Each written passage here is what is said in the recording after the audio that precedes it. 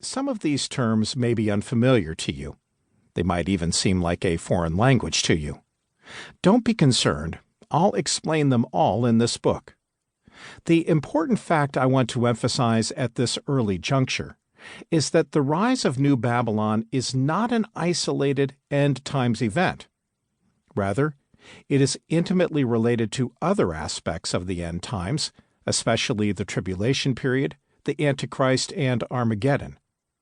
I'll address all this in detail in Chapter 1. Ancient Babylon and New Babylon. Ancient Babylon lay in the land of Shinar, Genesis chapter 10, verse 10. This influential civilization, ruled by kings and priests, was situated on the banks of the Euphrates River, a little more than 50 miles south of modern Baghdad in Iraq. Because of its ideal location, Babylon was an important commercial and trade center in the ancient world. It became a powerful kingdom under the leadership of Hammurabi, 1792 to 1750 BC. Archaeologists have discovered a variety of ancient Babylonian documents. For example, Babylonian collections of wisdom literature include the Councils of Wisdom, dated at 1500 to 1000 BC, the Akkadian Proverbs, 1800 to 1600 BC, and the Words of Ahikar, 700 to 400 BC. Many of the proverbs contained in these works are secular in nature, and some are even quite crass in their moral tone. Such crassness is not unexpected because Babylon was a thoroughly pagan culture. Like other pagan nations of the ancient Near East, the Babylonians believed in many false gods and goddesses. These gods were thought to control the entire world of nature, and if one sought to be successful in life, he would do well to placate the gods. In Babylonian religion, the behavior of the gods was considered unpredictable at best. Each city in Babylon had a patron god with an accompanying temple. There were also a number of small shrines scattered about each city, where people often met to worship various other deities.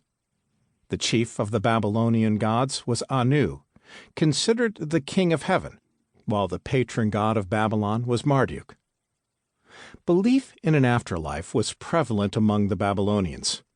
The dead were thought to live in the underworld, and found their sustenance in offerings made by their living descendants. If no offerings of food or drink were made by descendants, the ghosts of the dead would allegedly return to haunt them. Hence, there was strong motivation to make such offerings. The Babylonians were well known for their practice of divination. Astrology can trace its roots back to Babylon to around 3000 BC. The ancient Babylonians observed how orderly and rhythmically the planets moved across the sky, and concluded that the planets were gods of the night. Thus, the planets were assigned godlike powers and character, and were worshipped. These gods were believed to control the fate of human beings on earth in a broad sense.